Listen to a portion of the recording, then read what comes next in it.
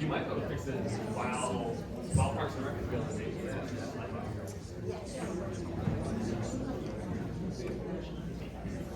All right.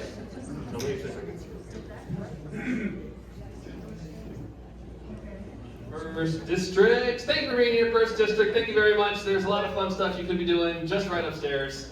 But this is important, and so I'm so glad that you all care enough to be here. So we're at the VMFA. I do want to thank them very much for hosting us tonight. Some things they wanted me to let you know. One is your parking can be free. If you go to visitor services on the way out, they will validate your parking because you're here for this public event. So that is very nice. We appreciate that of them. They have also given us, to thank you for being so civically minded, free VIP tickets to the Giants exhibit, which closes this Sunday. So if you've been having any trouble making that in your calendar, grab a ticket here. Maybe you can even go tonight before after you leave, or come back before Sunday, which is the end of the exhibit. So we really appreciate that they have done that for us, and they will continue to. So I appreciate that. Let me get on to the agenda for tonight. So we have a few guests. We're going to have Matt Percival speaking about updates from the school board and the budget process. We have a little bit from the Commonwealth Attorney's Office. Elizabeth Linka is here. And then we have our keynote from the Parks Service about the Parks Master Plan. Ryan Rand is here.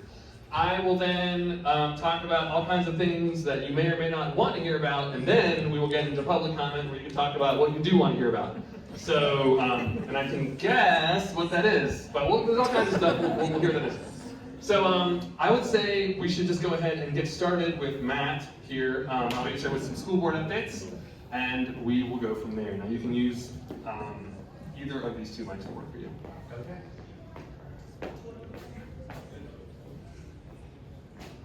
Good evening, everyone. My name is Matt Percival, school board rep from the First District and vice chair of the school board. Again, thank you for coming out tonight, and thank you for having me. I just have a couple of slides. I'm going to go through them quickly so we can get the evening moving on, but I am happy to answer questions, just try to keep things moving along for you. So, as council members said, it is budget season. Yay. You're as excited as I am by this. A couple of things going on with the budget. You may have heard in the press, so I'll address some of these. Our superintendent initially proposed to us some pretty deep cuts due to constraints both at the city level and at the state level. With the city, we have a freeze in the assessment, the tax assessment rate. At the state level, we have Medicare absorption costs going on, plus SNAP benefits back when the government shut down. So there were a lot of headwinds coming into this budget season. So we had a pretty severe budget outlook. So you may have heard some things like wage freezes for teachers and support, healthcare sharing, and all that was in conflict with the negotiated collective bargaining agreements that we had in place. Reduction in health and well-being support organizations that provide support to our kids in schools. some RIFs, some reduction in force and furloughs for central office staff, closing of summer school for K through 8, that's getting a lot of attention in the press as well, and closing of the Richmond Virtual Academy. So since then, the school board has said we really need to address a lot of these issues. We need to get them back into the budget. We need to push as hard as we can. And the entire school board, we've been down at the General Assembly on almost a daily basis. I have all the parking receipts to show for it. Good news that Virginia House Bill 30, which is the budget bill, has passed, and it's looking pretty good for education. The Senate bill is not passed yet, and there will be reconciliation, so we don't know yet what's going on, but it's starting to look better. So we're anticipating being able to add many of these things back in. But even with those budgets in place, we're still looking at several $1 million in some gap in the budget. So just kind of address some of the things you may have heard out there and what we're doing. And I think I heard council member talking to somebody briefly earlier. This budget process is a lengthy process. It goes back and forth. It's like a game of tennis. So you'll still be seeing a lot more of this over the coming months. Moving on to RPS by the numbers, some really great numbers. So I was up here talking to folks last year, talking about the new accountability framework. And this is the Virginia Department of Education said, you know what, accreditation, that's so yesterday, we're going to move to an accountability system, and we're going to do a grade scale, the scale of 0 to 100. So first district schools, these are the numbers. So we were kind of worried about what those were going to look like with the big change. Thomas Jefferson scored a 97 out of 100.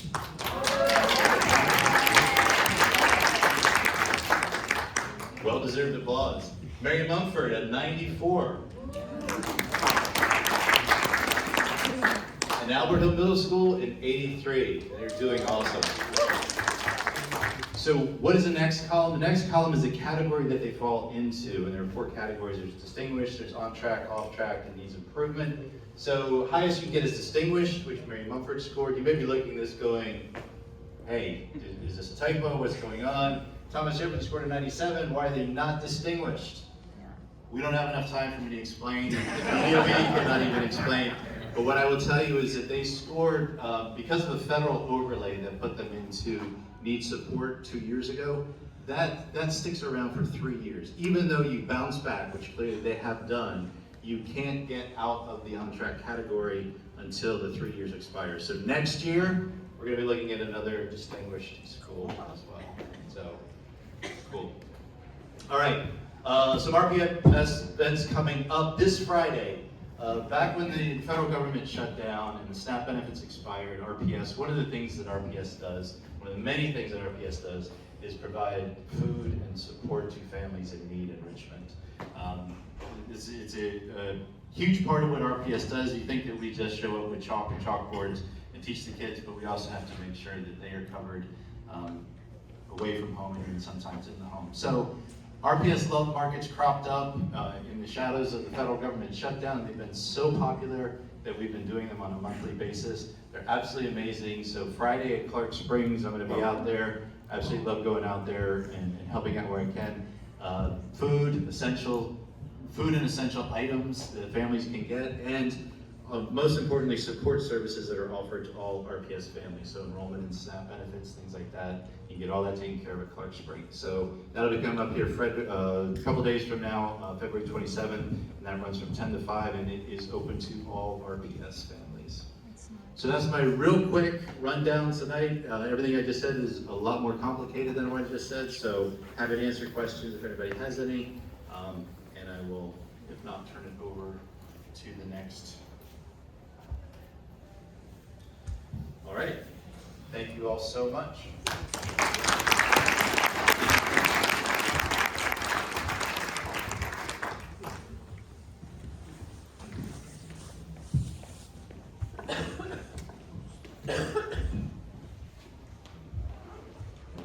Yes. Okay. Next is Elizabeth Lojo with the Commonwealth Attorney's Office. You have 2 mics to choose from. Okay, I'll use this one. Hi everyone, I'm Elizabeth Linka from the Commonwealth Attorney's Office.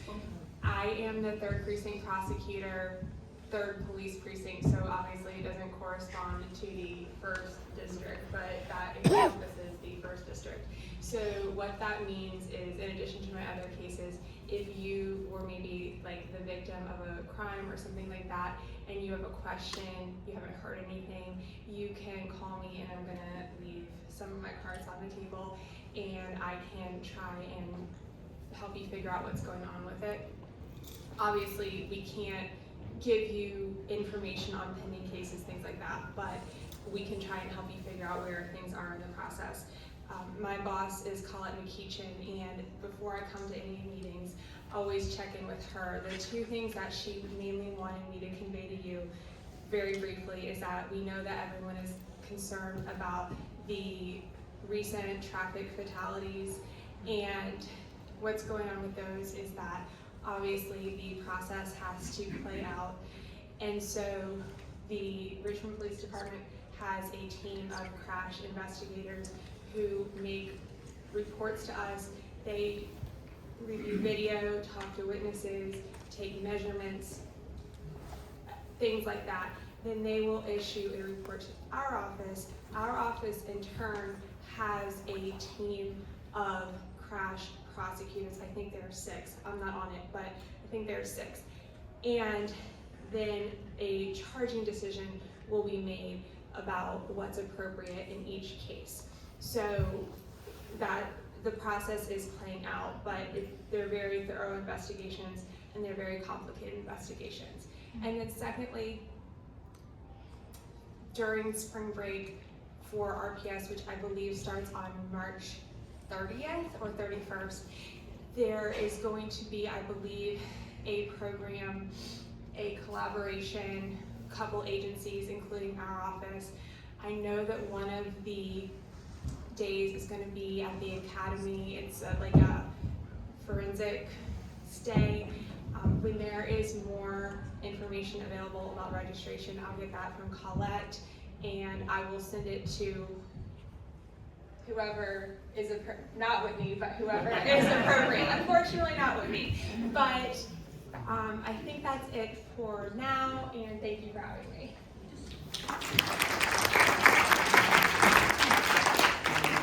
Thank you, Elizabeth.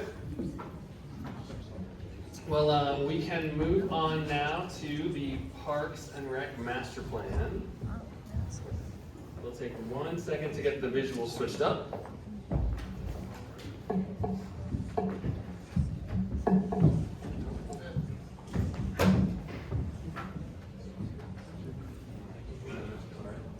That's good. And do you want to?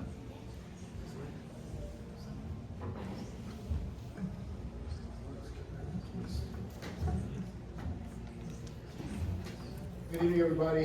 My name is Ryan Wren. I'm a capital projects planner with the Department of Parks, Recreation, and Community Facilities. It's a pleasure to be with you tonight. How many of you have heard about Richmond Inspire? Show of hands. Yes, thank you. That's helpful to know that over the last couple of years when we've been getting the word out about this plan, that people have heard about it.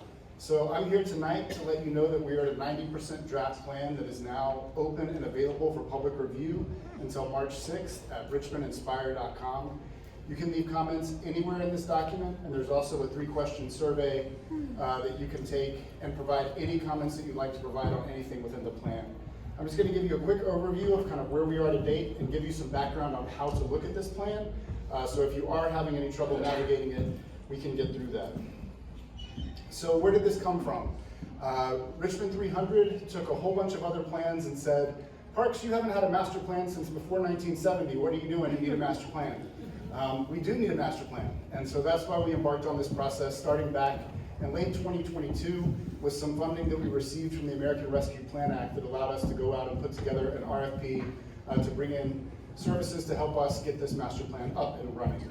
So all of these different documents have fed into what Richmond Inspire has become. One of the things that's really interesting in this plan, if you have a chance to look at it, is the background of our system. Looking back at our system from the founding of the city and even prior, and how Parks and Rec has been set up, there is a good history section of Parks and Rec. And if you only have 10 minutes to look at this document, I encourage you to read the executive summary. If you have 15, I encourage you to read the history of the parks. And if you have 25, I encourage you to go to chapter 11, where the checklist of everything we want to get done is, so you can read through that checklist, and then it will take you back into the document from there if there are things that you'd really like to see get done and want to hold us accountable on. So some of the things that we heard and some of the data that we looked at over the past decade leading up to this plan, you see some of these statistics here that are from Richmond 300 and then new research that we did as well that show the changes in population dynamics, that show some of the trends that are working in the city, and we use these as a backdrop to help us develop this comprehensive plan for our entire system. What did we do to talk to folks? In the first 2 rounds of engagement, we had workshops in every council district. Thanks to those of you who came to those. We've had surveys, focus groups, documents open online, and ways for people to provide feedback on what they think should be included in this master planning document. So what you see here is kind of where those first rounds of workshops were held. And we really heard kind of common themes throughout the city. People love our park system. They want us to invest in the system that we have and fix the things that are broken. It's not super complicated. But we heard that from a lot of folks, and then we just had to decide on how we prioritize that with a lot of the other directions that we have from the city. So when we put out an RFP, we had 3 leading principles that we were asking our consulting group to come in and help us figure out. That was, how do we connect the city better? How are we more climate resilient? And how are we more equitable across the city? We took those out to the public over the first rounds of engagement, and what we heard back put us into these main driving principles right now that each have big move strategies and action items under them. So these are the main driving principles of the entire plan, and it kind of sets up how the document is organized and how we're looking holistically at the city through this framework. We also wanted to look and know exactly what we had in our inventory. The 1970s plan that we have a copy of on richmondinspire.com is a hand-typed, hand-drawn maps of all the facilities we were running at the time with staffing and everything that each of those facilities had. So we needed to go back out and look at every single trash can and bench and swing set and everything that we had across the city. It took us a little over a year to do so, but we did go out and collect data on everywhere that we have an asset in the city. And as you can see here on this screen, our average overall score was a little bit better than at that tipping point needing investment, at that 2.7 mark, but we still know that we have a lot of investment we need to put in facilities that haven't seen upgrades and infrastructure that hasn't seen upgrades in a very long time.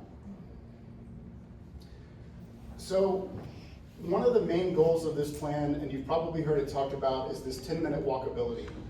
So people have access to parks or facilities within 10 minutes walk of their house. That's hard to do in all areas of the city, and there are areas where we haven't invested in a long time, and areas where there aren't room to fit parks in the city. So we're thinking about creative ways to make sure that we have access to different places. And we're in conversation with the University of Richmond right now to talk about how the greenway that goes into U of R at the city and DPU help pay for is considered part of public access, so that we can start looking at public access in different places and looking at creative ways where we can increase this walkability. If you see the numbers over on the right, you can see that our lack of walkability really is in the annex portion of the city, in the south side, where there aren't sidewalks to begin with, and where we didn't have infrastructure like parks that were part of that annexation back in the 70s. So there's a lot of work to be done there as well. When we talk about equity in this plan, we use the determinants that you see up on the screen right here to develop our own equitable investment index to do these high priority zones. Now, a cool thing about what we've been able to do with other ARPA support is that you'll see a lot of these shifts within the next year or two, because you've probably heard we've made massive investments in community centers in Southside and in Churchill that will help to ease some of the things that we saw when we collected this data. So we're already ready to check off some boxes of where we've made some investments, and this map will shift if it is adopted by council, and we're able to start tracking implementation. But this was one of the key things that we wanted to get out of this process, and so these were just some of the factors that led into our prioritization. So you can see that those equity investment zones are one of the things that we use to filter all of the different projects that we had in front of us and all the improvements we wanted to make into a 10-year prioritization map. So what I'll show you on this next screen is a prioritization map. You can see it a lot better if you go online and can zoom in of where the physical projects that we're considering over the next decade are located, and what those look like, and they're all listed out. So before that map's after this one, sorry. But this is the background of the plan. So I just wanted you to be able to navigate this document, if you do have time, to be able to go in and see what we're up to here. It's organized by each of these driving principles that I mentioned before. And under each of them, you're able to go in and really see how it spreads across the city. We don't see any one of those key components as something that doesn't exist everywhere in the city. So if you're passionate about environment, the environment chapter is where to start, but it can be placed based on where you go and implement and want us to focus those environmental solutions. So you'll read about the background, you'll go into the physical project map, which I will show you next. And there's a 10-year project map and then a vision map. That vision map is if we did everything in this plan, this is what would be accomplished. We know that's unrealistic, so the 10-year project map is what we think we can bite off over the next decade to accomplish. And that project map with the 10-year project would have us adding 58 miles of new greenway off-road. It would look at adding about 30 new parks or improving parks to a level of high quality to get those up to quality. 21 new parks, 30 enhanced quality parks, and about 400 acres of newly conserved natural area and parkland. We're working with a lot of our nonprofit partners, and that's set out in this plan as well, to look at areas where we can go and take city-owned property that's not being used, or privately owned property that people are looking to donate for tax incentives or otherwise, and bring new parks into our system, mostly in areas of South Richmond that don't have any park access whatsoever, but there are a couple of key areas like in Scotts Addition and in Manchester, and some areas right around here where we might have a pocket park opportunity to be able to bring some green space in. And then this is how the document is set up when you get into it. So you have these action items that come under the driving principles, big moves, strategies, action items. You guys have read a lot of plans. And then they're kind of set up in this way. So at the end, you can see what type they are. Is it a physical project? Is it about our internal operations? Or is it a policy or a document that we need to create? You'll see our partners. So is that Capital Region Land Conservancy or Historic Richmond or another department in the city that we need to work with to achieve this? What's our time frame? Is it short term, 1 to 5 years? Is it midterm, 5 to 10, long term, 10 plus? And then what driving principles each one of these action items falls under.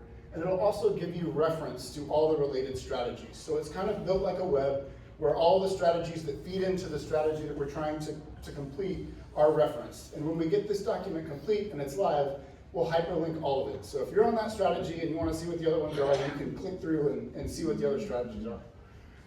So get involved. You have till March 6th to go check this document out, leave us comments. And we're getting a lot of comments so far. We would love to know what you guys are thinking about it. So richmondinspire.com. And if you have any questions, I'm happy to answer them. Yes, ma'am. Hi. When I reviewed the plan, it indicated that the museum district is within a 10-minute walk of a functional park, and yet the Humphrey Calder Park is listed as a non-functional park. So first of all, I'm wondering which park are we within a 10-minute walk of? And museum district is also in a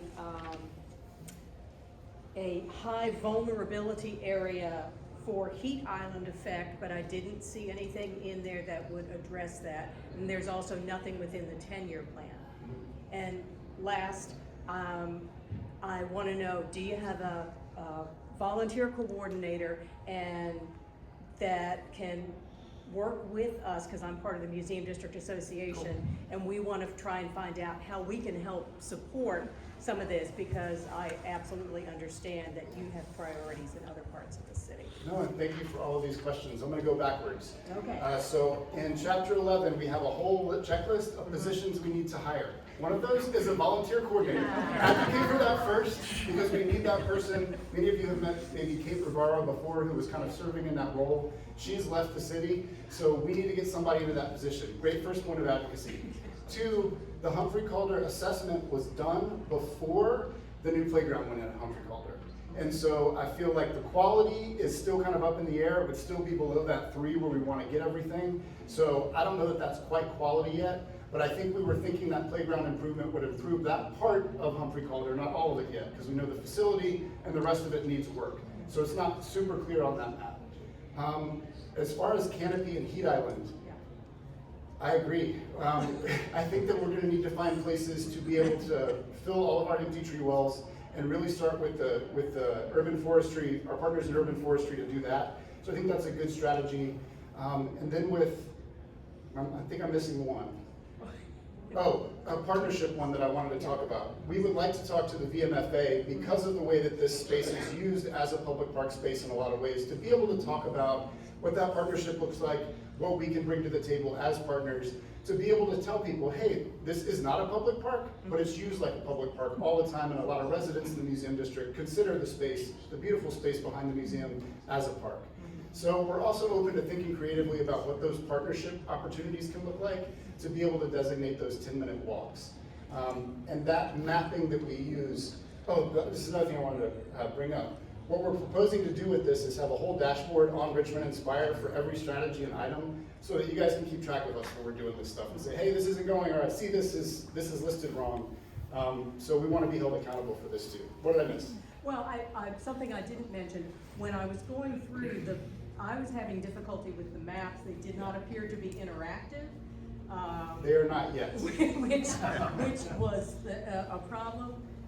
And the legends used the same symbology and colors, but they meant different things on different maps. Yeah. So that was also I hope you left issue those that I comments had. in the document for me too, so that we can make sure we fix that.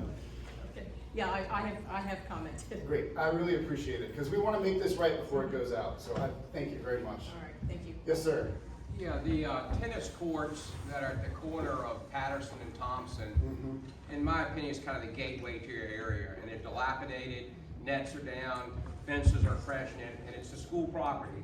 Correct. And it's an embarrassment, I think, to the school system that they're letting them get that way. I live right near there, I've never seen kids playing on them.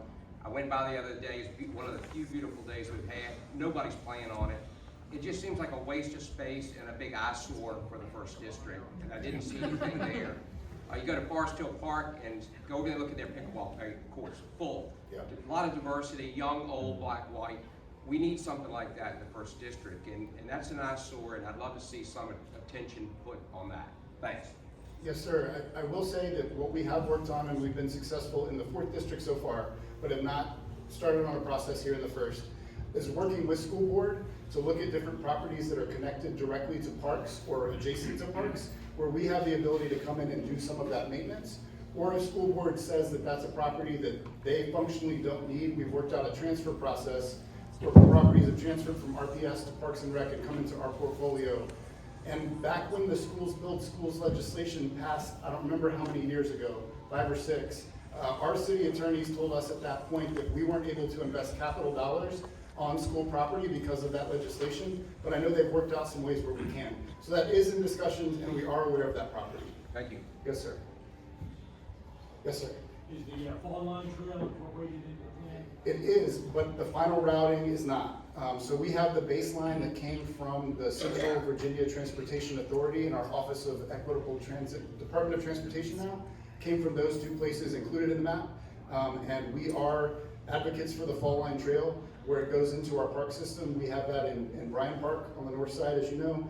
And then we are hoping to be able to have at least a spur go into one of our big new parks in the south side called Broad Rock Creek Park.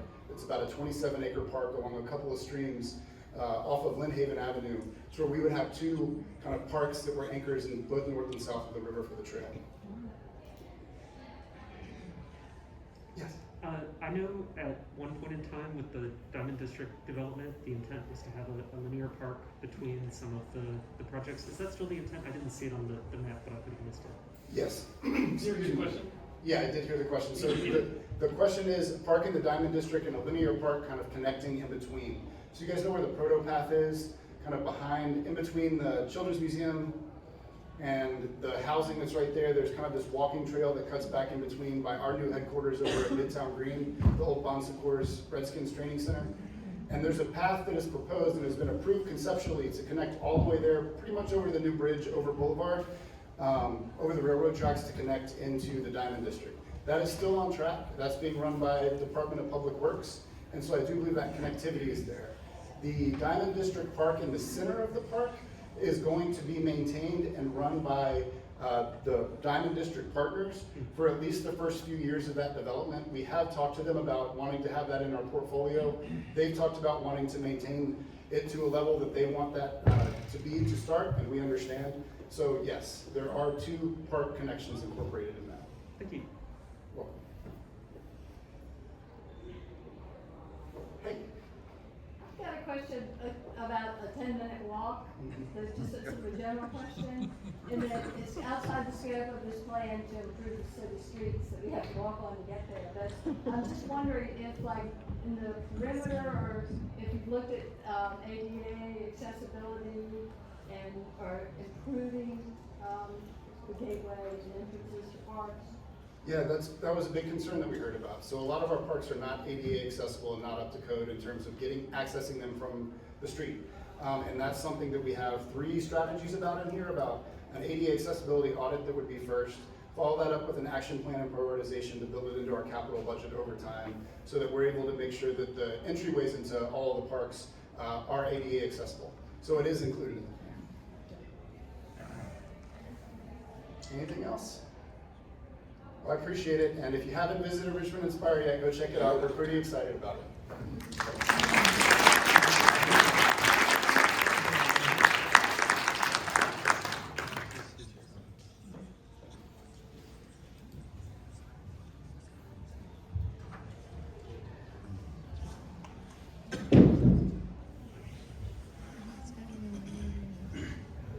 All right. Okay, so my plan here was I want to talk about updates that our office has just been focusing on since our last public meeting. It's a long list, but I will try to give very, very brief updates, just to give you a little bit of color. If you have further questions, you can bring them up during the Q&A at the end. But I figured it's a really great opportunity for you all to just kind of hear a lot about all the different types of things that have been coming through the City Council office. So anything that sounds interesting, feel free to ask more questions about them. So yeah, I guess I can, I'll just go through them here. So the winter response. So ice is way harder to deal with than snow, is what we discovered. And so we found the city was really, pretty just unable to deal with ice the way they normally would. We spent a lot of time explaining to people why you can't plow ice, you can't salt ice. So, and that just and one thing that I found to be reassuring was that the counties had the same problems, right? We saw videos of county plows that have fallen over, and stuff like that. So it wasn't some problem with our city. This is just something that doesn't happen that our infrastructure can't handle. Nevertheless, the expectation management was my biggest concern with how the city managed it. That everybody thought that today must be the day I'm getting plowed, right? And then another day, right? And then right after that, the same thing happened with trash pickups. Today must be the day that my trash is getting picked up. And then another day. So that was really, I think the city did a great job with their warming centers. They made sure that nobody got turned away. They had extra warming centers, they had buses to get them there. So they did a lot of really important work for all the life-saving stuff, but just managing the expectations of those of us trapped in our icy hills, unable to leave the home, not explaining to people ahead of time what it was going to be like so they could properly prepare was my biggest criticism of their handling. But otherwise, their most important life-saving issues they did manage to do. So that was that. There's a report coming soon from the city on the total cost, as well as we've council's given them a lot of questions to answer in a report that's coming out in about a week. Some recent votes I just wanted to mention that have been coming through that have got a lot of attention. So the Affordable Housing Trust Fund was most recent. This was an opportunity for us to create a fixed formula to create a reliable source of funding for the Affordable Housing Trust Fund. So every year, 2.5% of our real estate taxes will go into this trust fund, which is managed by a citizen board. So there was a lot of community engagement over this. There was multiple ideas going around about how to do it, what formula to use, whether you should use bond money or not, whether it should be in perpetuity or have reporting and sunset clauses. So in the end, we did end up with a compromise that I am a very big fan of, and so it's very close to exactly the compromise that I was trying to advocate for in the back end. So it has that fixed formula, it has a little bit of flexibility to ramp up the funding for it as we get into it. It also has renewal dates, so it doesn't create an unlimited liability for the city. Diamond District loan just came out also this week, so we had a major transaction for the Diamond District project. The transaction itself was something we had seen, was all part of the plan. You had to buy Sports Backer Stadium, it's the whole the donut. Then we transferred over to the companies that's building, the Tallheimer Associates and Diamond District Partners are doing the construction, I believe. And then they're gonna demolish it and build it and sell it back to us. So there's all the transactions were planned, but there was a question about where we got the money to loan the EDA for the transaction. And so we pulled the money, we loaned the money from our contingency reserve fund, which is our rainy day fund. So there's a little bit of controversy on that, whether that was the appropriate use of the rainy day fund. And there was some discussion about some policy we have about how we're allowed to use those funds, because it kind of ties up money that you might need in a way that's not very liquid. So the question about whether it is the best place to get that money is one question. Whether it is even consistent with our policy is another. I believe it is consistent with our policy, even though it is not the best way to spend your rainy day fund. I'm sorry, not spend, but allocate or invest is what it was. So they invested the money, they didn't spend it. That's an important distinction in terms of the policy legality of it. But now, so that money is now tied up for about 7 years before we get that money back, but then we'll get it back. So the good news is the contingency reserve fund, the balance does not go down, which is important. It is still there. Our financial strength is still there. We do even have options to sell this. There's a loan on our books that we could sell if we had to. But the point is, it was a very important transaction. The Diamond District is a very high priority project, and so glad we're able to get that cleared up and passed. If you have more questions, I can tell you.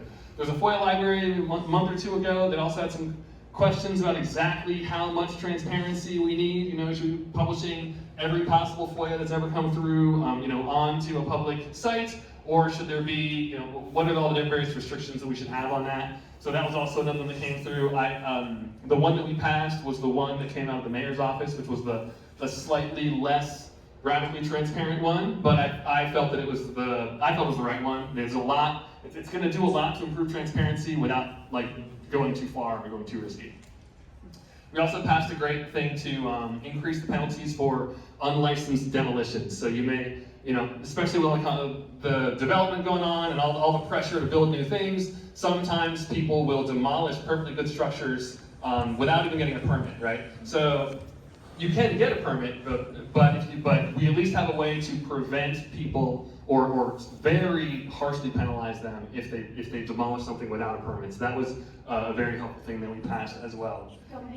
That's only in city-owned and historic. Oh, good point. So unfortunately, that's limited only to city-owned historic districts, which is about 6% of the city or something. It's a small amount. And only Monument Avenue in the first. So around here, it's only Monument Avenue. So when it comes to other ways to prevent demolitions, that's we'll have to come up with all kinds of other ways to do that. And we also had increased financial disclosures for various boards and commissions in order to make sure that we have better transparency around conflicts of interest of people on various boards and commissions. So those are some highlights and some votes that came through in the past 2 months since we last talked that have been interesting and good news, I think.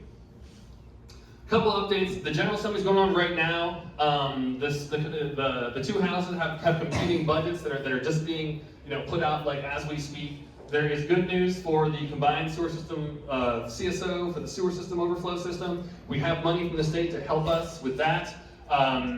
The water treatment plant money, we may be able to get help from the state on this. The budget from the House does not have money for us, but the budget from the Senate does. So when those two budgets get reconciled, we may end up with money from the state to help with our water treatment plant, which was part of all the various efforts we've been going through this year since last year's water crisis. There was an anti-rent gouging paper, which is kind of another word for rent control, but rent control with lots of modern controls to make it just to safeguards against all the downsides of rent control. Unfortunately, if you ask me, unfortunately, that paper has failed. So there will not be an ability for cities to restrict the rate of increase of rents because those papers have failed. There are a lot, though, of housing construction and affordable housing bills that are still in the mix. A lot of them are looking very good. So I think we are going to see a lot of housing bills coming out of the House. We will, just not the rent gouging one, which is disappointing to me. And there also is, I still noticed, and I don't know if you know any better than me on the likelihood of this, but there's a pretty good chance of a 1%, of the opportunity for cities to have a referendum on a 1% sales tax for school construction. So this is something that the city has supported, it's something that we want, and I believe the chance is pretty good that it may pass. And so then you will be seeing a referendum soon on the opportunity for a 1% sales tax for school construction. Yes. Good, and Matt complies.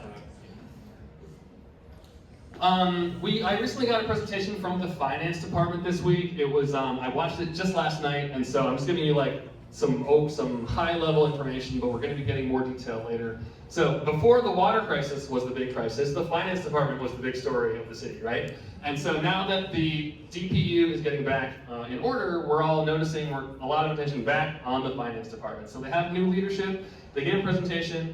They just yesterday on some of the work they've been doing and some of their plans. So they did a bunch of initial stabilizing work to put in some controls, new staff, based on a lot of audit findings. There are so many audit findings for the finance department, and so they have been working to get those going, but there will be like years and years of work. Kind of just like a funny thing, like a bunch of tax bills went out on time without errors, and they put out a press release about it. Which is funny, but they are trying to like A, share the good news, and also B, like motivate their own staff. Like, it's been bad, we know things are getting better, and when we do things right, let's celebrate it. So I do appreciate they did that. I'm actually going to give them some feedback on the presentation they gave, because it was like way too long and we covered way too many topics, and like if I want to be able to share details back to you guys, and it wasn't detailed enough for me to share yet, so I'm going to give feedback back to them on how to get that information back in a more digestible way. I have a question. Sure. On the slide before the one you just did, on the housing, several, okay, is that rental property or privately owned homes? Well, there's all kinds of bills going on that are related to housing, and they're going to cover multiple things. So some of them will be fast tracking certain types of construction permits just to increase the supply in general, right? That might be one.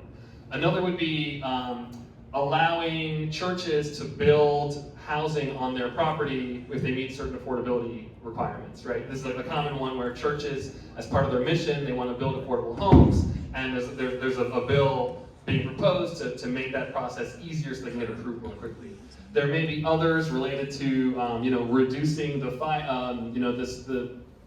the zoning ordinances to simplify staircase restrictions so you can build things easier. Or there might be other things about changing the way that local legislation can do zoning. So, and also there's another one about allowing local municipalities to impose affordability into their zoning code to create these like affordability rewards and stuff. So I'm not perfectly fluent in all of them, but they cover a whole spectrum of things in the housing space, and all of them are intended in one way or another to improve affordability. Some through basic supply, and some through more targeted affordability measures. Okay, question in the back? Yes, with that bullet point as well, do any of the bills have anything to do with kind of the runaway train that we're on with real estate taxes and affordability for current homeowners? I'm trying to think about opportunities for that. We do, there is already, municipalities already have the responsibility to manage their tax rate. Though there actually is one thing very interesting going on. Right now, I am co-patroning a paper here in the city, allowing people that if their tax bill goes up by too much, to have them have the opportunity to defer the growth of it, right? So that if their tax rate right now is something they can handle, but the market is getting away from them, they can defer that extra amount, and there's going to be some debate about whether it's a good policy or not. But it will be a very interesting talk about, because it will allow us to let people keep their cash, the cash level of the taxes level, even though they might be sitting on something that's very valuable. they can't really cash in on it, they don't want to cash in on it, but one day when they do, then they can, you know, pay off anything that's left over. There'll be important questions about, well, how large could it get? How bad could it be? That actually is a state law grants us the ability to do that. And so I'm part of a group of city councilors who are trying to put that forward as an idea here for this city. So it's going to be debated because some people might not think it's a good idea, but that's an example of something that we can do. I mean, and also I suppose, I mean, everything we do to broaden the tax base is another opportunity to lower the tax rate. So I mean, taxes is always going to be a very large, complicated topic.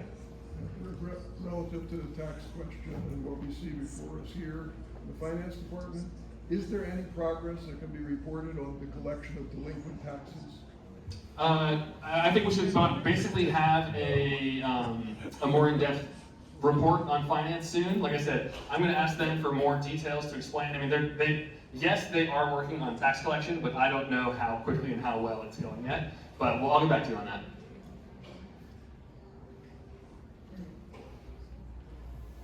Another update that has come out is we have a new Department of Transportation. So this is actually a department within DPW. They've consolidated staff and budget under a single director to improve and streamline processes. That director, Andy Baino, is a very multimodal minded leader. And like pedestrian safety focused as well. So we're expecting to see a lot of new improvements in the way that our DPW focuses on pedestrian safety and lighter, quicker, cheaper projects to do that. So that's the hope. There are some ideas coming down the pipeline that are coming through, like about bike lanes and bus lanes and also like curb parking enhancements. So I'm gonna actually have him come next month to take us through all the specifics. So I don't want to give, I don't know the details anyway, but he is pushing on that. The mayor has made it a very big just priority with all the pedestrian deaths lately. He announced the DOT, and he's made it a big priority for Andy Baino to really push on pedestrian safety projects. So we're gonna have him in March. Like we normally don't have a March meeting, but we're gonna have a March meeting, so I can get Andy Baino in here to talk about traffic safety in the DOT. But some updates we have here.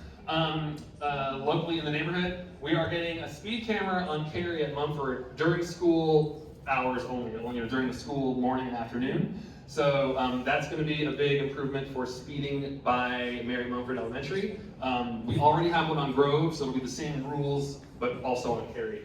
There's a limited number that can be in the city too, so we'll have to see how it goes. If it's not effective, it may move to some other school. But for now, we're very excited to have another opportunity for safety here by Mary Mumford. There also will be a pedestrian crossing beacon at Mary Mumford as well, where families will be able to push a button and create a red light to cross Cary, because otherwise you can't cross Cary.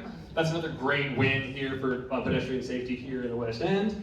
I was able to get funding for a traffic study at Thompson at Albert Hill. So the Patterson and Thompson Albert Hill intersection, we want kids to be independent, we want them to be able to get to school, and it's crazy there. And so during the surplus, I was able to get that money carved out to do a traffic study this year for that area. That's going to include short-term cheap things and also long-term bigger things. So that's been a big priority of mine for the middle school families there. And then speed humps are coming up, but I'm sad that there's some speed humps in Monument Avenue Park that I'm really excited to get out there, and they still aren't there. The winter weather has paused our paving department, but once we get warmer temperatures, we can get back to it. So the budget process. So just want to let you know, there are some improvements to the budget process this year. Our new chief of staff is just like so good. And our staff, we have such fantastic staff at City Council. We are really improving our processes. And so a couple of things are going, like we are creating presentation templates for all the departments to kind of force them to give us the information that we need, right? Because we don't want them to come and just like wave their hands and throw some decks and waste our time. We have very well-defined presentation templates for all the departments to give us information. We also have very well-defined meeting formats to make sure that they don't, that we don't run out of time. And we also have a very cool new amendment process as well that's going to improve transparency during the budget process. So it kind of used to be that like some handful of people would go somewhere in the back and like call the CAO and make some deal and the budget comes out. Now we're gonna have a transparent process where amendments have an order where we go through them in order. If you have co-patrons, they go first. If you have identified the cuts to pay for your amendment, you go first. You know, we'll go in order. So a very transparent process for the budget amendments. And so I think like this goes in the general theme. I'm seeing a lot more effective management and transparency out of the administration and city council these days, and so I'm glad to see that here as well. Is there a question in the back? The prior slide, you mentioned something about paving, which kicked up in my mind potholes. Are they going to be working on that so that cars aren't going in other lanes to avoid potholes? So I believe every year we do a pothole blitz after the thaw. So the one thing you should definitely make sure to do is log the potholes in 311. So then right after the thaw, DPW does a pothole blitz. Now they do them all year, but right after the thaw, they really do a blitz on potholes. So that's just some really good advice if you know about them. Question here? I sent you an email outlining the city's policy as far as compensating people who suffer damage to their automobiles going through a pothole. First person through the pothole reports it, but 15 days later is when the city will actually start paying people who incur damage going through the pothole. That's a policy that's gotta go. Often fall, I actually don't understand. Is it a policy we have or a policy we need? It's a policy you have. It's It's a policy you have. If you drive through a pothole today, right, and report it, all right, you're the first person to report it, so now the city's on notice. They get a 15-day grace period.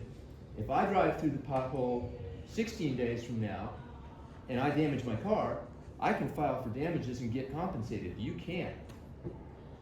Oh, so you're saying the first person can't, but the second person can? First person, if there's the city insulates itself for 15 days. They dodge liability for anybody driving through a pothole and incurring damage to their car. Any of the surrounding counties, any of the interstate, any of the byroads in Virginia that VDOT manages or other municipalities manage, you drive through a pothole, you take a picture of it, you send them an invoice, you get compensated for the damage to your car. It's as simple as that. Huh. All right. And Well, Richmond dodges it. all right. Interesting. Especially, I mean, the equivalent other municipalities is a great, yeah, I guess evidence for the value of changing that. So Yeah, check your email. Gumby, it used to be when the first person reported, the second person got compensated. So now it's 15 days. Yeah. Huh. Okay. All right. We're getting so Andy and the DOT is not paying. That's DPW. So that's a DPW question or a policy question. Right. Understood. And cool. All right. I appreciate the idea. All right.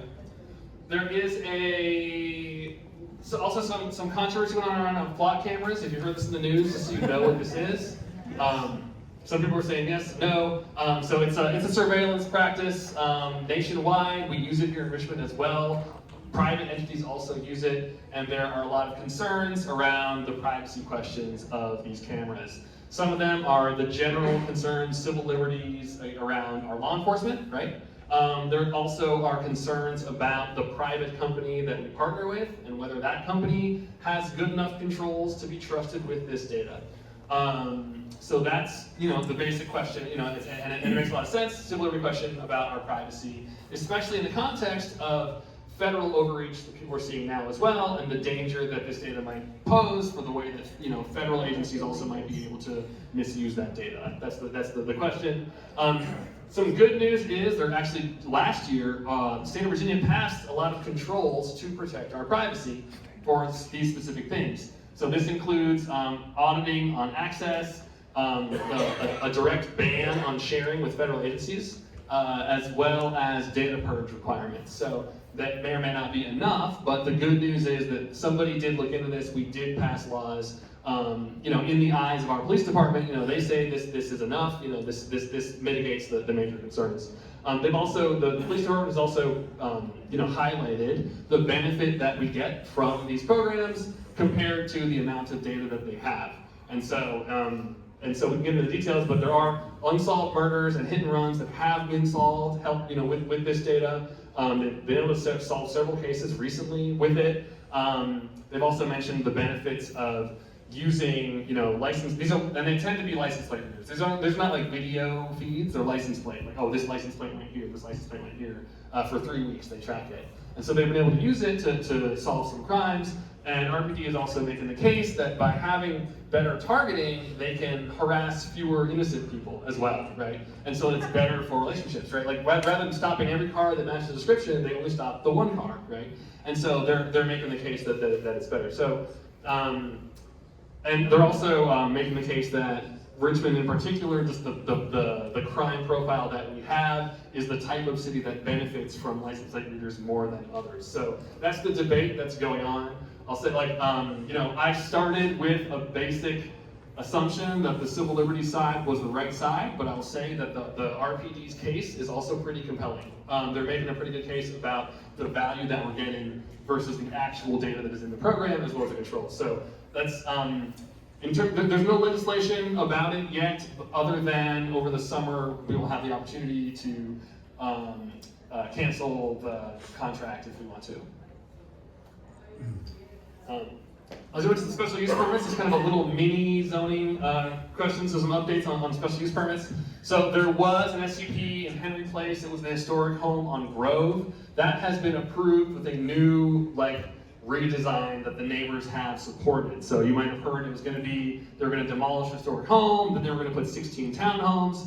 Now it's 10 homes that the neighbors are in support of. They match a lot of the surrounding neighborhood. So they don't create new driveways. The architecture kind of respects the context. So I find this to be just a great success of collaboration and listening and respecting respecting the context of the neighborhood. So the good news is there are new homes being built, and on top of that, they're not the type of homes that are disruptive to the architecture, disruptive to the traffic patterns, etc. So I think that was great, and that got approved just last week. I think, and the neighborhood even threw a party to celebrate it.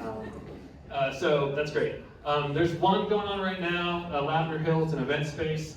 That is still being revised because the application is too aggressive, it's not appropriate, it's too loud for the space. But, I am still trying to help them figure out if they can drastically reduce it to something that they can at least, get the ability to use their space as long as it is consistent, with the, protecting the residents nearby. So that's, still going on. We're still helping them to reduce their application to something reasonable. The Grove and Malvern 7th Street Church, you might have heard also there's a proposal for that.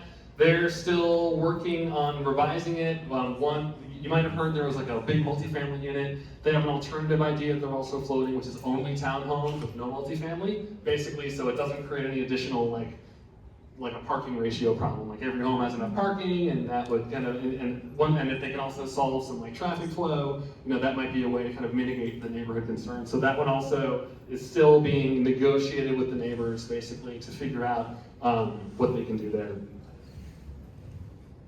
There was also a apartment building on Broad Street, 4400 Broad was approved. It's on the north side of Broad. Right now it's next to it's a parking lot next to a self-storage. It's going to be apartments. And on top of that, we were able to make the front kind of really pretty, pedestrian focused. There's a little pedestrian zone with some trees on the front. So that was our ability to get that approved by making it more pedestrian friendly to help improve the Broad Street corridor pedestrian experience. I think it's probably around Westmoreland or so. It's next to a self-storage and an auto dealer. Might be Commonwealth. Shenandoah. It says Shenandoah. It's across from Shenandoah. Across from Shenandoah? Yeah. Okay. These townhouses, they're not going to be condominiums. They're going to be rentals on Broad Street. The Broad Street apartment building is a classic apartment building. It's on the north side of Broad. It's going to be a 3-story apartment building with parking around it. It's just a regular, modern, big apartment building with 3 stories north of Broad. Is the Malvern going to be townhomes or condos and rentals, or is it just going to be purchased properties? I don't think, so I don't know. For one thing, it's not final, but if I had to, they're probably all townhomes for purchase. You know, they're probably going to be like $1.6 million each, you know, probably. And because they're going to be brand new, they're going to be big, they're going to be nice. So they're in a fantastic neighborhood. So they'll probably be expensive, and they'll probably all be for purchase, I'm guessing. And is the historical house on Grove, the Thomas House, is that gonna be a part of that whole complex and is that gonna be a house for? Oh, I'm sorry. I think I might have misspoke about which project. So let's go back. So there's one, I call it Henry Place. They're also calling it Lafayette Green. It's the one that's on Grove, just next to the Malvern Manor Apartments. Correct. So that one is homes. They're for sale. The homes for sale. They're mostly there's a mix of single family and duplexes. There's no row homes, just single families, a couple of duplexes, and the historic home being saved. So the historical home will be Yeah. renovated. Historic home will be renovated and sold as like kind of a nice centerpiece of the project. There's going to be like a walkway, a green walkway that connects Sterling across into to Grove. That'll be kind of publicly accessible. Like we had them renovated as publicly accessible, but with a green walkway through the project. The home, there's no new driveways. There's 4 homes along Sterling that kind of that respect the context. There's 2 sets of duplexes in the middle that you kind of don't really look at, but they also respect the context. And then there's going to be another duplex on Grove next to the historic home. So great news, 10 new homes. The neighbors are happy, and you know, is 16 homes better? Is 20 homes better? I don't know, but the compromise is great. So worked out great. Festival gonna go.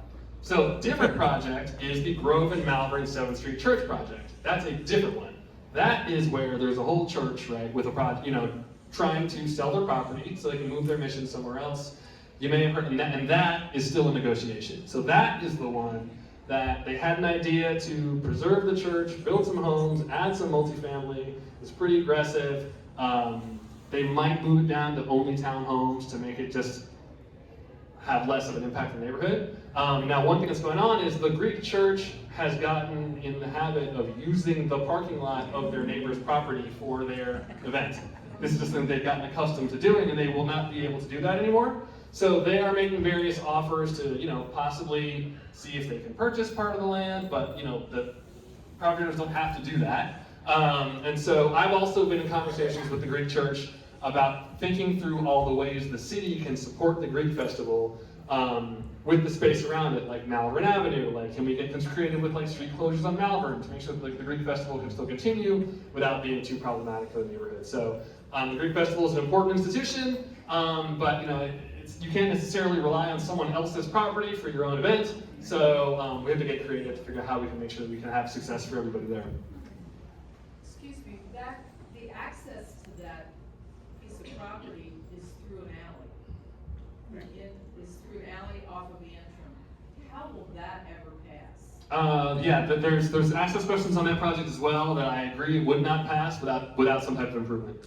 If you ask me, I wouldn't approve it without a better access thing. Probably a driveway to Malvern would probably be the answer. And that could happen. I mean, the city would approve the driveway in egress and egress off of Malvern Avenue. I mean, there's already a driveway off of Malvern for the Greek church, and so you could double wide that, for example. And there's also already a curb cut onto Grove that they could retain. So there's a lot of options. The current proposal doesn't have them, but the current proposal is still being revised. And so I agree that a single driveway onto Antrim is probably not enough, and so they would have to revise the traffic flow in order to make sure there weren't too many homes using one tiny skinny driveway. So that one's still being revised, and traffic flow is an important consideration before they try to get it approved. So that will still be revised in ways such as that. There's a tutoring center at Grove and Maple that is still in the application phase. Happy to take more input on this one, but generally speaking, it's a pretty minimal impact. It's like a tutoring center in a home in a busy neighborhood already, so it's probably one of the very least impactful SUPs you will ever see, probably. But they need approval to run a business out of a home, a tutoring center. And then there's also one. But you were going to do some traffic meetings around that. Indeed, I still owe the neighborhood a meeting about that. So I want to meet with that neighborhood in general to talk about the concerns of traffic. Kind of aside from this project, there's just like a lot going on, and we need to understand the plan for the Maple Libby Grove corridor. So yes, I told everyone I was going to do it, and we haven't done it yet. That's true. Yeah. So there's also a York Road apartment complex near the 7-Eleven on Libby, where there's a proposal to turn a very old apartment building into some new townhomes. So, you know, from the perspective of being a neighbor, you're like, oh, it's fewer units, there's gonna be less impact. But from the perspective of, I have 8 minutes for my computer to start. Let me see if I can solve that. 8 hours. Hit snooze. Will that work? Okay. There you go. Okay. But the displacement concerns are serious here. Like, this is naturally occurring affordable units, and the trend of turning those into more expensive ones. So now, generally speaking, in a free market, you can't always stop it. But when it comes to special use permits, you know, we have more opportunities to impose our values, you know, and to flex those. So serious concerns about the displacement issues there. Which townhouses did you say would be selling for 1.6? The 1.7 million is kind of a number that I throw out. This means really big, but that was my guess for the ones on the church property.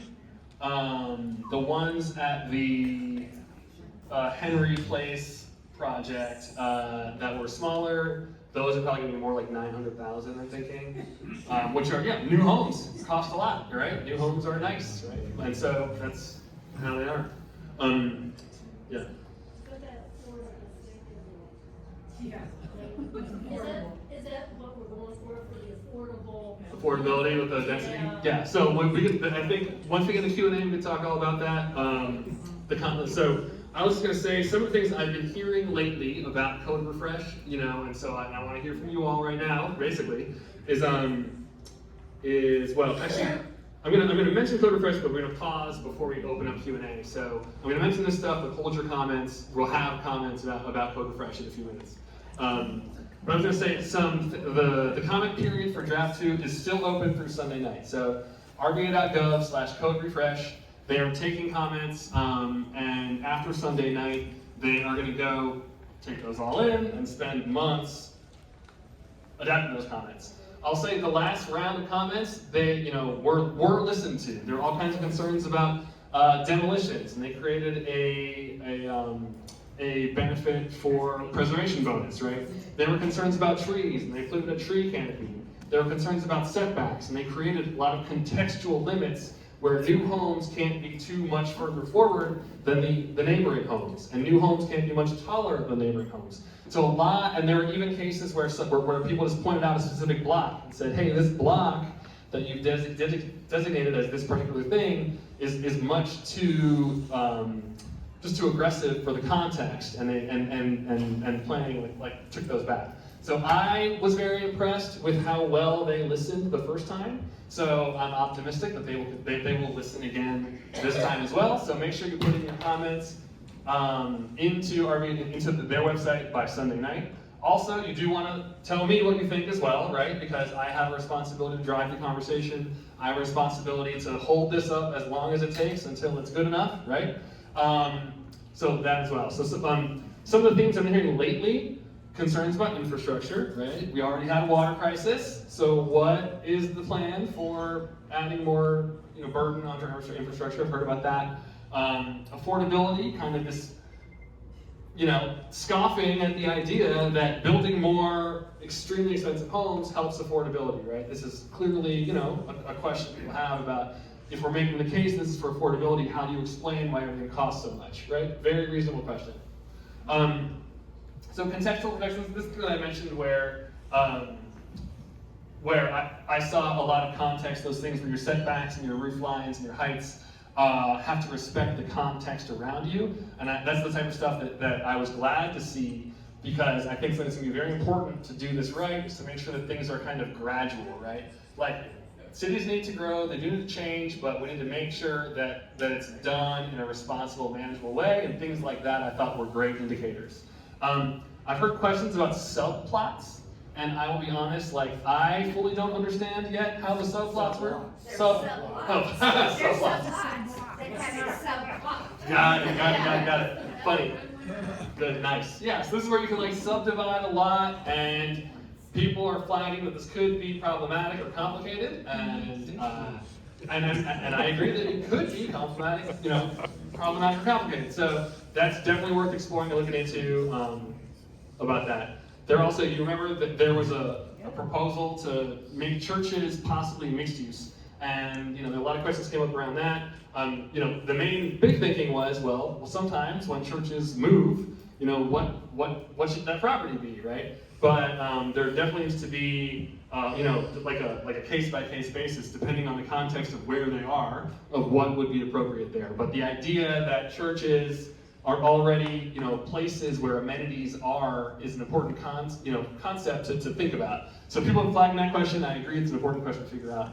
And I've also been getting questions about the composition of the Zoning Advisory Council. This is a group that, kind of manages the process. The general impression is that in order to get the expertise the city was looking for, they also got a lot of bias, I suppose, pro-development, conflict of interest, even, just a general one-sidedness of the conversation.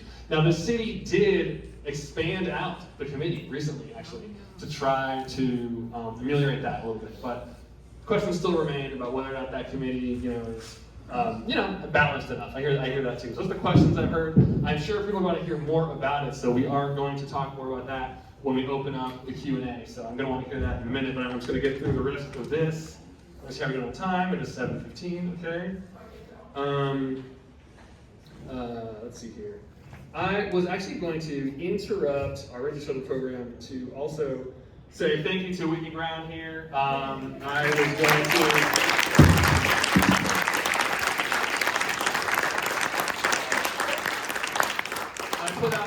I put out kind of a request for any kind of commentary people have. We had a lot of really nice comments from people who have worked with Whitney. I grabbed a couple of quotes that were just really nice: constructive, empathetic, responsiveness, steady partnership. Grateful. Grateful for the care and attention. Lucky to have you. So grateful as I would work with you. You've been an amazing advocate. These are great things that we've heard from people that you all know. I share this as well. A couple nice quotes that we had here. Amazing job, always pleased with your thoroughness. Your timely responses are great, knowledgeable, capable. You were so patient with me and handled the situation, in such a wonderful way. So these are just like, the true feedback of people who have been touched by the great work that you do. One of these quotes was from me also. I also have been touched by the great work that you do. Whitney does have access to like the full quotes, but this is just, I wanted to get a couple little just samples here for you while we're here. I also wanted to mention a couple things. Also, we got some thank you gifts as well. Yeah, actually, Matt, could you grab these on the table you said?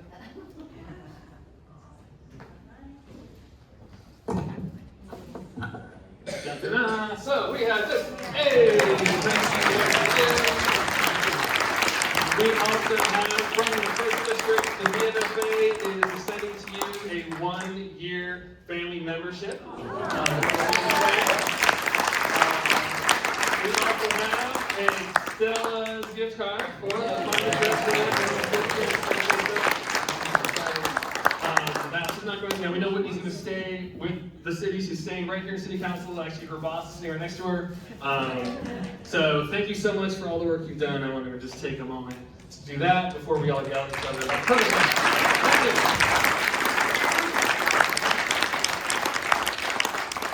So I will say, all right. So I think we're going to hear a lot of people's perspectives about the Code Refresh. I won't necessarily be able to solve or fix or answer everything, but I do want to hear it, right? I'll do my best to, if you need an answer on something, I can try, but also it's very important that I hear your perspective, take it back, right? So it's going to be a mix of listening, responding, but also sometimes just listening, right? We'll see what people say. And also you can talk about other things that aren't the Code Refresh. I just know that a lot of people are doing that. So let's open up the room. I guess just raise your hand and we will start to take some questions. It is currently 7:15. We're supposed to be done by 7:30, but we're going to go to 7:45. So if anyone wants to make any comments about anything, doesn't have to be Code Refresh, but we can start taking some, and I'll start in the back. Yes? So, I live on 4400 block of Hanover, and my next door neighbor has a separate deeded side lot. I have a side lot, but I don't know if it's buildable. So if this passes, he would be able to put a duplex on that side lot, which two dwellings on a, I mean, his is deeded, mine's not, but is that what this is, I mean, are these gonna happen? So, possible, depending on, there's, I mean, short answer is probably yes. There are other requirements about like the setback requirements, like how far they can be from the sides, how far they can be from the front. But he hasn't built a house on it yet, but he could, and the density that he could would be more in the future if that happened. One more question. Yeah.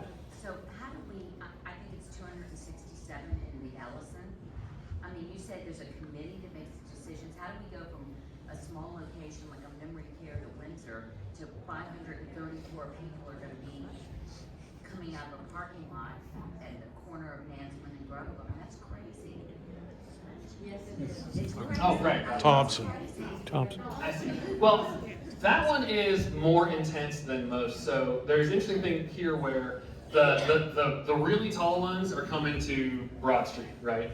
The rest of the Code Refresh is 3-story things. So if anybody wants to do something that is super dense and super intense, those go through special use permits where the public, planning commission, city council, they all look and say, is this reasonable? Like, why are you doing this? Is this good for the city?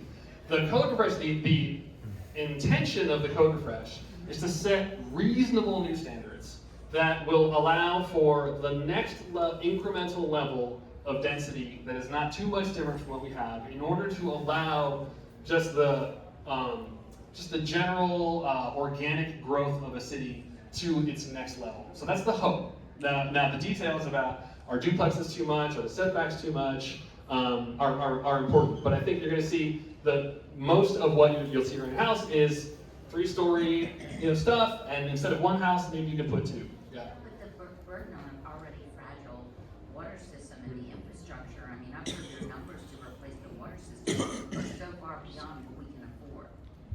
Yeah, so the infrastructure question is an important one. I think we can expect the city to give their answer for their plans on infrastructure, and whether or not that means that certain neighborhoods are better equipped.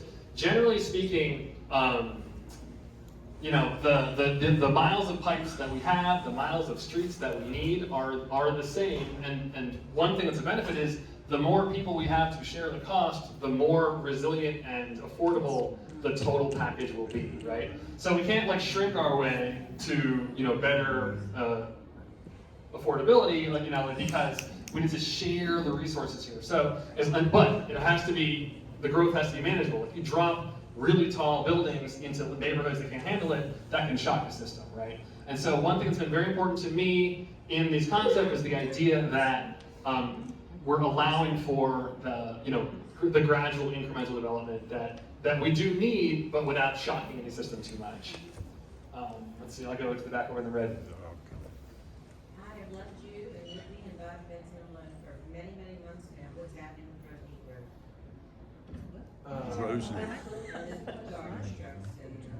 Road? The Rosie garbage trucks? Yeah, so we had some community meetings about the garbage trucks on Rosie, right? They came on down, and Carla came, right? And they're driving over the median, etc. And they made a commitment to come back with an answer and a plan. Is that right? Yeah, we haven't heard that yet. Okay, or we haven't heard. All right, well, let's follow up with DPW about the Rosie Road garbage trucks. Yeah, and they may say that the winter storm slowed them down, but I think that they were due before the winter storm, if I recall. Yeah. Along those lines, of the Rosie Road and the garbage trucks, one of the reasons there's a problem is because when 4 units were built on two pieces of property, Rosie 200 block, there didn't used to be a 4 or 5 foot wall, and they built the wall so it almost sort of impinges on the garbage truck's ability to turn. Okay. So it was the new construction that created the problem.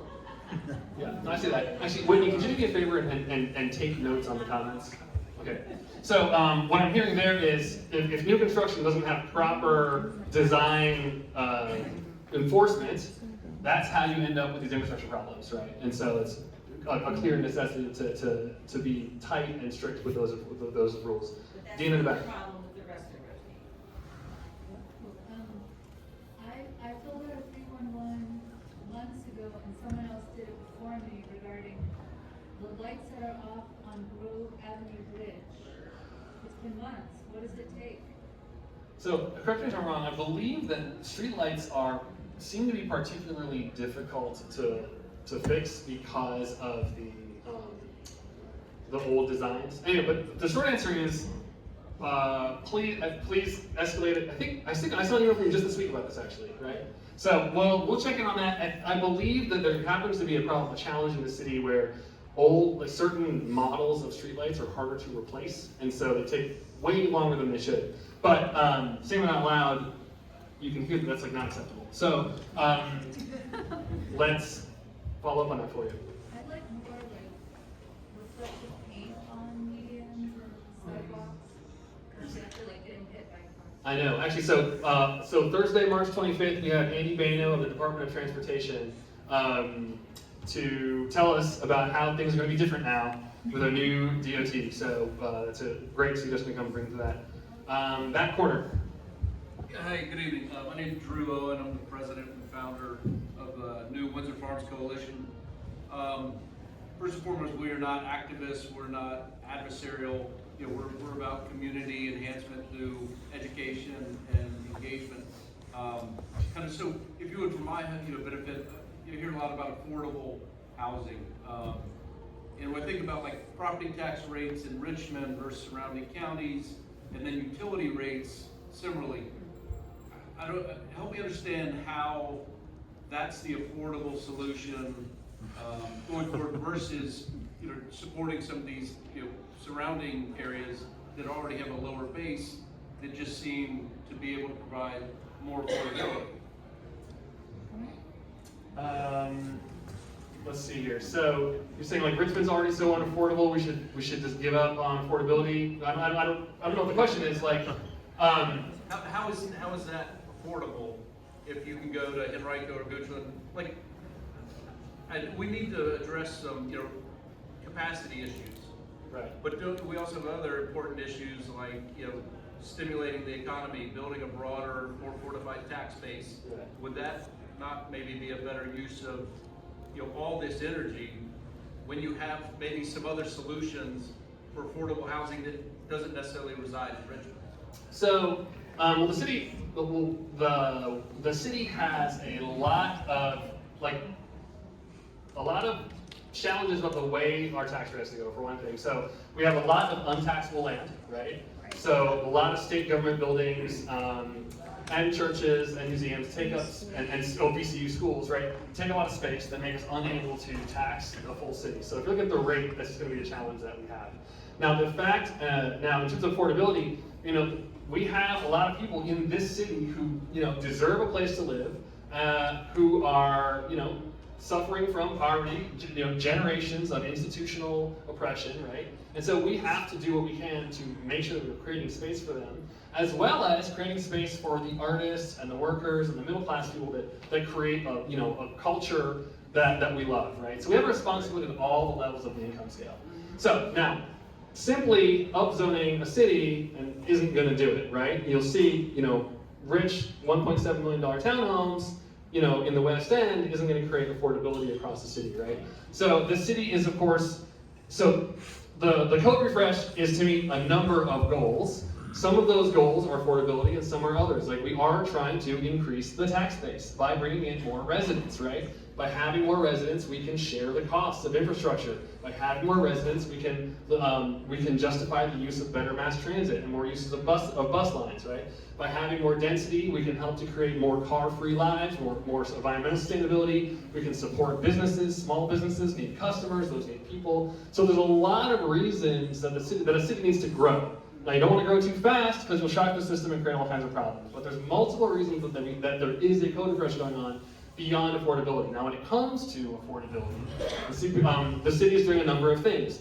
One of them is using the Code Refresh to increase the supply, and they're doing many other things. They are creating a much new targeted partnership with the Richmond Regional Housing Authority, which is runs the housing projects, working very hard to focus in and clean them up. We are funding the Affordable Housing Trust Fund. We have tax breaks called performance grants for apartments that meet affordability goals. So so back to the Code Refresh. The Code Refresh is one piece of the affordability thing. Now here in the most expensive part of the city is the place where it's the least obvious to notice how it's working, right? So when you go to other parts of the city and you have relatively affordable homes and you can't build anymore, the prices of them go up, right? And so out here in the city we have really expensive homes. You can't build anymore, the prices go up and up and up, and the families that would love to live here are moving and gentrifying the next neighborhood over, right? And so on top of that, our adult children that we want to come and live near us can't, because there's nowhere for them to live.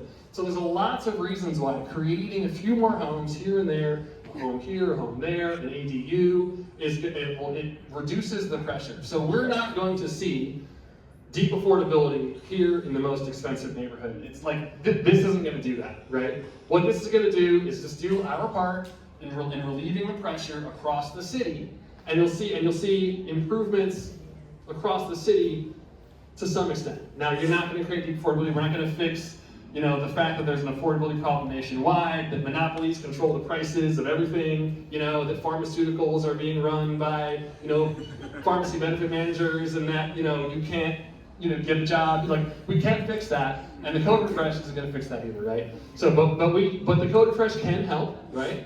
And so it can help do all those things to bring more people in, increase the tax base. It can reduce some of the pressure on affordability all across the city in some part in every way.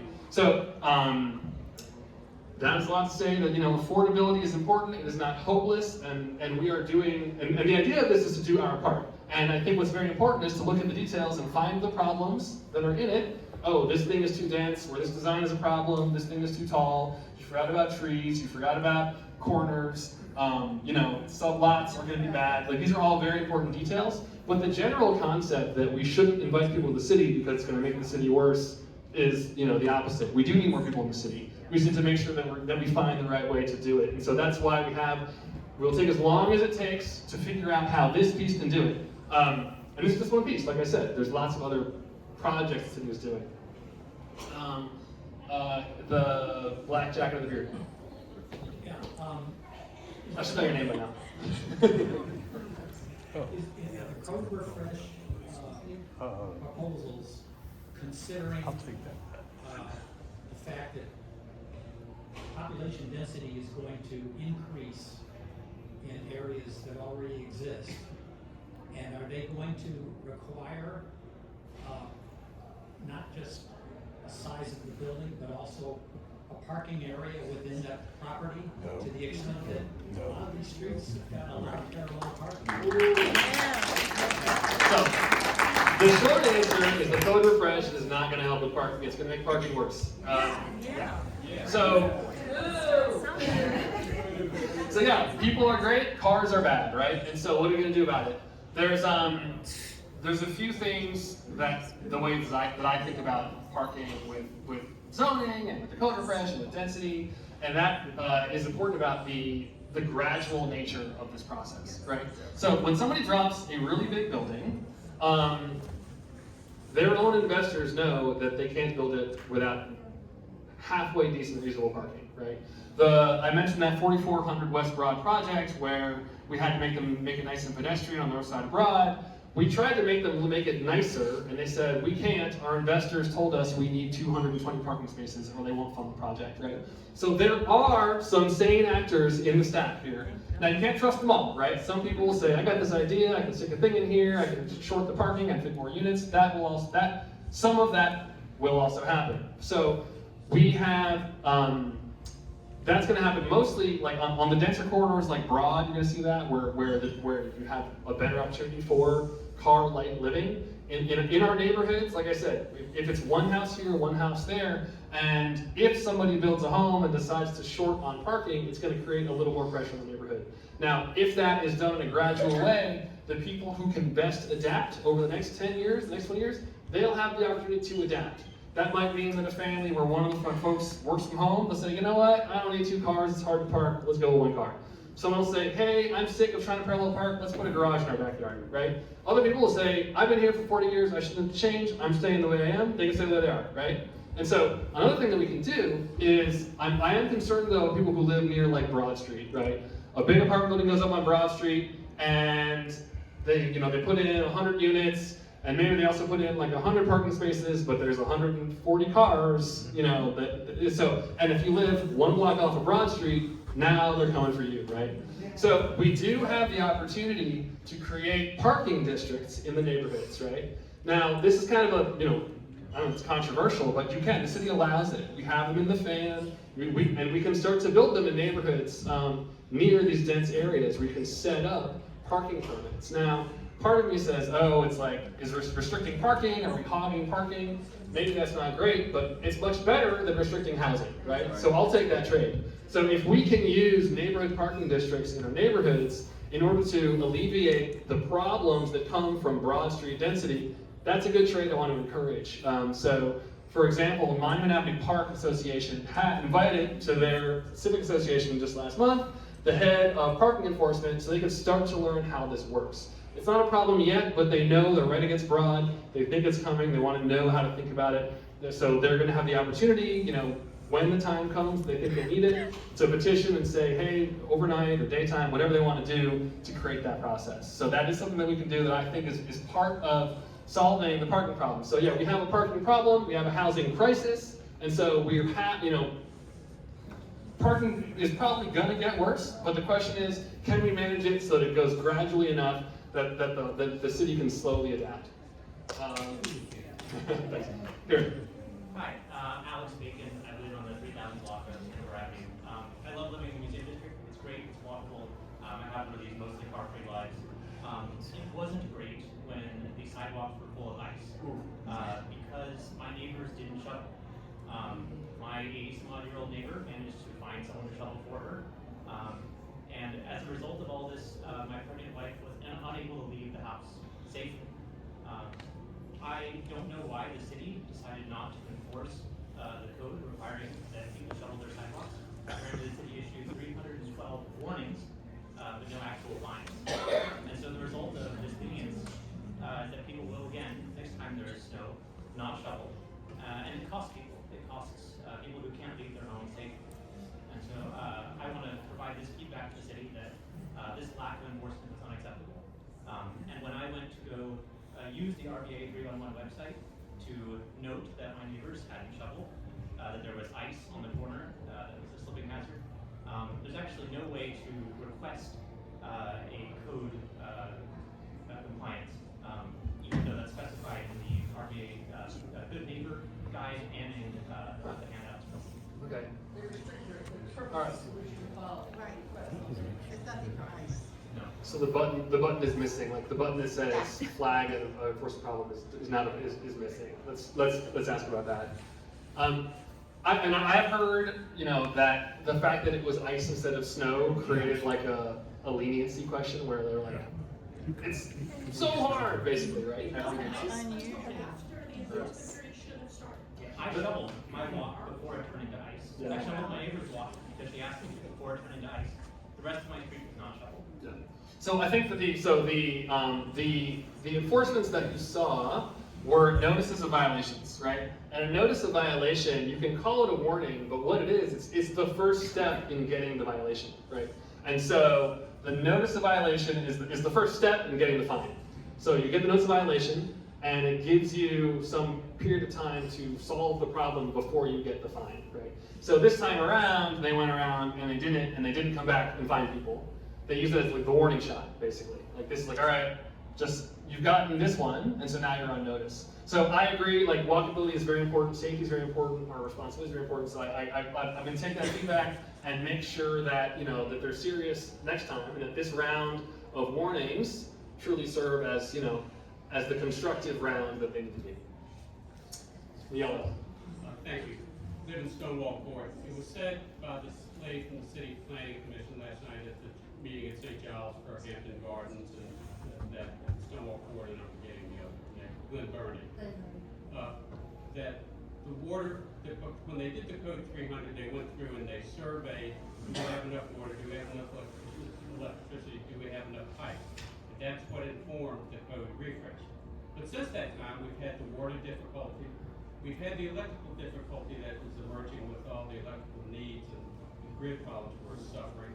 And so I worry that the underpinnings that influence the decision-making, those are not accurate. Okay. They might have been accurate then, but they're not accurate now.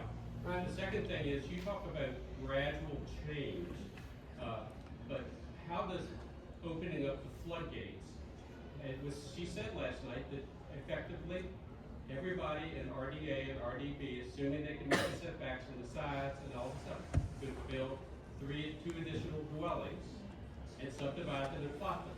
So in theory, you could triple the housing in RDA and RDB. So if you're talking about pace of change, you've opened up the floodgates. Where's the flood control mechanism? Before you get to the parking. So, what I would like to ask the planning department to do is to provide us with the evidence that they have on what happens, right? Which is what they're doing now. They're getting an analysis of the impact of rezoning and the speed of growth that comes from it. So, but just intuitively, the thing that slows down the floodgates is the logistics of people deciding to sell their home and deciding to build something and getting the financing to do it and then getting the supplies to do it. Like that, for people that are hoping to see a lot of building, like they will be disappointed by how long it takes for people to actually decide they want to do something and then go and sell it and then finance it and then get the materials and do it. So there may be a couple of hotspots like here or there where you happen to see a few on the same block. That could happen, but in terms of the floodgates, just the logistics of building and the logistics of selling and the logistics of the market will make it impossible for everything to change overnight. I'll say that is my intuition that I am bringing. We are expecting an analysis out of planning on evidence of what happens, right? When zoning comes, how fast do people respond? My MBA and my history of watching development for 30 years in Richmond. Actually, can you repeat the question, Tom? I'm sorry. You had a follow-up? Can you repeat it? I just want to say, my MBA and my history of watching develop for over 30 years in Richmond, Virginia, leads me to a somewhat different conclusion than your all. Okay.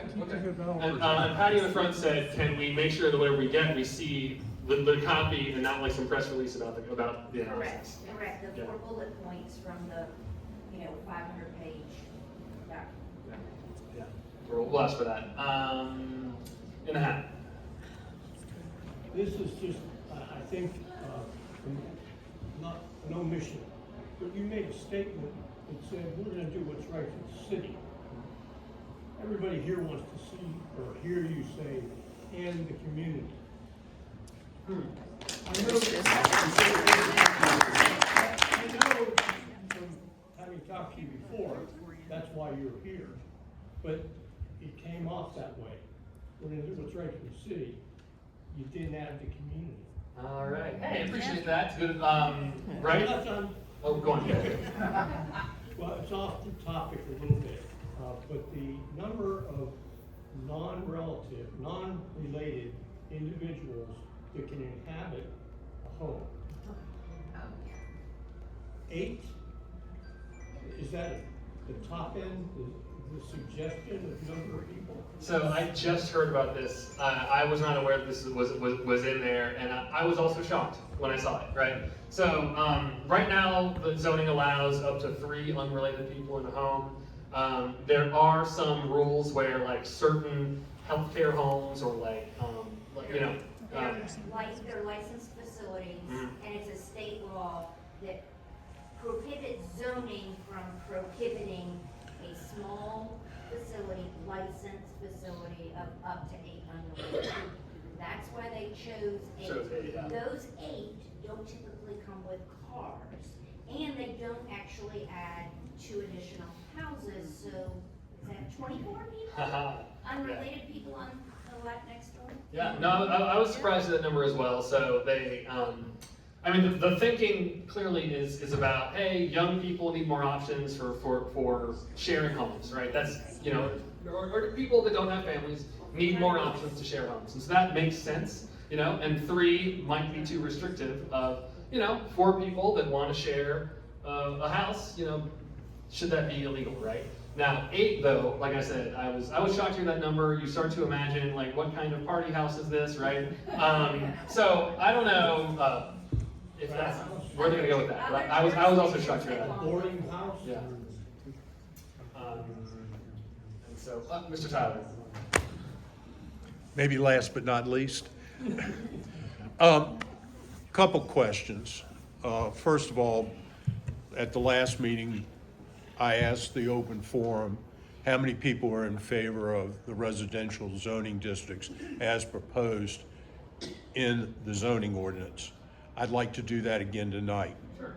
So how many people are in favor of the residential zoning districts as they are now proposed in the current code refresh? And if you don't know, just don't raise your hand at all. It's draft 2. Opposed to, a favor of it, yes. I'm sorry, in favor of it, correct. So the question is, like, does anybody here think that this density idea is mostly good and that we're on the right track, you know, with this, is the question. Now, And the other way around, who here is of the opinion probably that this is probably not good and mostly on the wrong track, right? all right, so this is community, okay? I think the gentleman defined it really well, and I'm very appreciative of that. I get a little concerned about the fact that housing costs is bad. It's not. It creates tax revenue that allows for the city to become more economically viable. I also asked the question of affordability. When I look at the Richmond metropolitan area, I want to know, is the city of Richmond more affordable with their housing than the counties? What is the percentage? Because we're maybe chasing something that we shouldn't be chasing. And I think it's a question we need to ask. I see, because like in many cities, you know, the close proximity to the amenities would lead to things costing more, and that would just be natural, right? Right. Yes. And so there, you could make the case that trying to force affordability into a highly coveted, sought-after area is not feasible, right? Well, and we're in a very unique situation because the city of Richmond, because of the General Assembly, does not allow us to expand our boundaries. So we're not able to increase the city of Richmond and absorb the counties and attack it from a regional standpoint. And the city of Richmond has a tendency to take on the tougher issues and the counties get the ride. Same thing with the CSO and all the other aspects of it. So I think we really have to think about this in a broader way. Okay, and I'd ask that you do that. The other question I have for you. I just want to make sure that we Yeah, don't that's take that. fine. The other question I have for you is, we've had the zoning committee that was formed by the city's mayor's office really doesn't represent citizens. It represents developers and so forth and so on. And my question to you is, would you be willing to support a commission of citizens that city council appoints to review the final document that is presented to you so that we can get citizen input and not just developer input? So I like that idea, but there are some things that might. You don't have to answer it tonight. There's a lot to it, but for example, like how representative can 1 or 2 people from the city be more than the 50 people that I heard from today, right? Well, my suggestion to you is take 2 from each district. What's more representative, or 3. Get a cross-section of the city. Get them in a room together. You know, my suspicion is you're gonna get a lot of common denominators that you're not thinking about. I think it's a reasonable suggestion. Yeah, it's reasonable. And there may be similar things that we can do through our civic associations, through getting feedback from the groups that we have, but it's not bad. It makes sense. Thank you. Let's go with Tom. Mr. Tyler, I was at the last meeting where you asked that question, so I have a question too. How many folks in the room are renters? How many people rent their home? How many folks have kids that are under elementary or middle school kids that are here today? How many what? So, How many people have Elementary school age kids. kids? Yeah. How many people are renters? How many people have elementary school age kids? Were the two questions. So to the question about what community looks like, this does not look like the community.